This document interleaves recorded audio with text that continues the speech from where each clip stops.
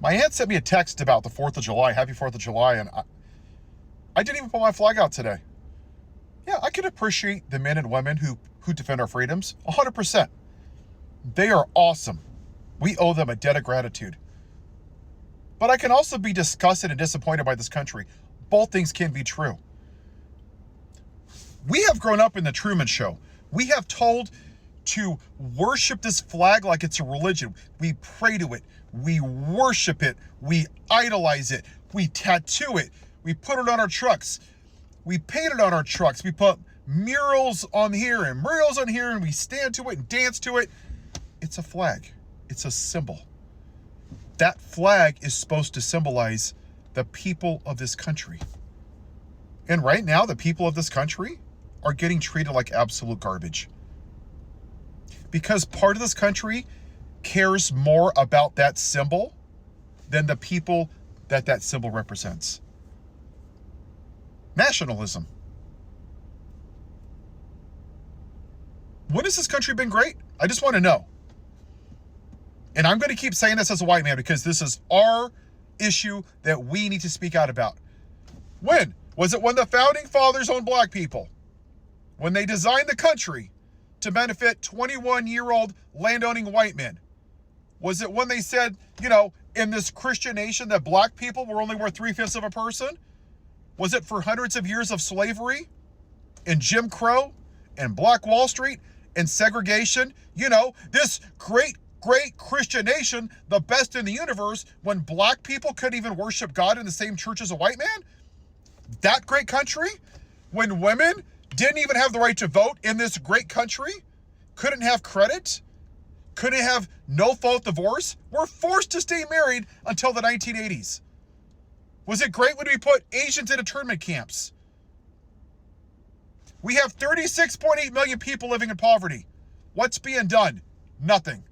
14 million children are hungry every day. What are we doing? Nothing. Over 40,000 people are unalived every year to firearm violence. What are we doing? Nothing.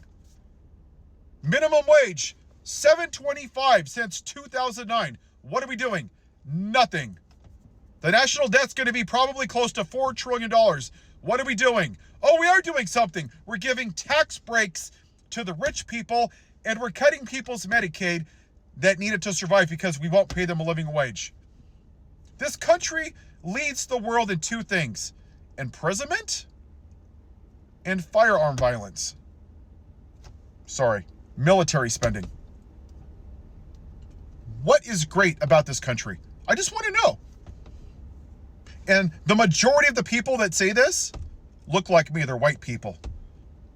Because they've been told since they were little, they were born in American flag diapers, they eat their freedom Wheaties, they do the Pledge of Allegiance, they pray to that flag, they feed their pet bald eagle, and then they go to work with the Constitution that was written by plantation owners on the side of their truck. They make sure that's polished, and they make sure all 8 trillion American flags are on the truck. Somehow they think that's being an American. That means you're great because you have a lot of flags. But you don't give a damn about the people that flag represents. You simply don't. And that's why we're here. The lack of empathy in anybody else. Because you voted for yourself. Me, me, me, me, me. You didn't care about women's rights or minorities or trans people or gay people. You didn't care about people's health care. You didn't care about the officers of January 6th. You didn't care that women have an increased sepsis rate now that Roe versus Wade was overturned. You didn't care about the children going to school hungry, the people that need health insurance, a living wage. You didn't give a damn about anybody except for yourself. Now, if that's patriotism, I don't want no part of it. But I would argue that being a patriot is actually saying that this isn't a great country, because it's not. And it never has been for every demographic. And too many of you people that look like me have been indoctrinated. The American story, the Truman Show, the true Truman story. Until it's great for everybody, it's not going to be a great country for everybody. I would say Canada, Mexico, then us. If I was to rate the countries North America, you know why it triggers you? Because you've been told that we're the best of the best of the best since you were little. And we haven't been. Go ask black people. Go ask minorities. Go ask Native Americans. Go ask women. Go ask the Mexicans that we took their land from up to Utah.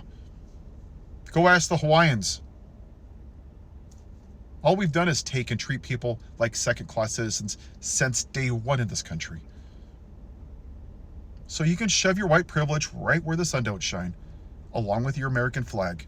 Until that flag treats everybody with decency and you let people live their lives the way they want to, instead of forcing them to live by your white Christian nationalism,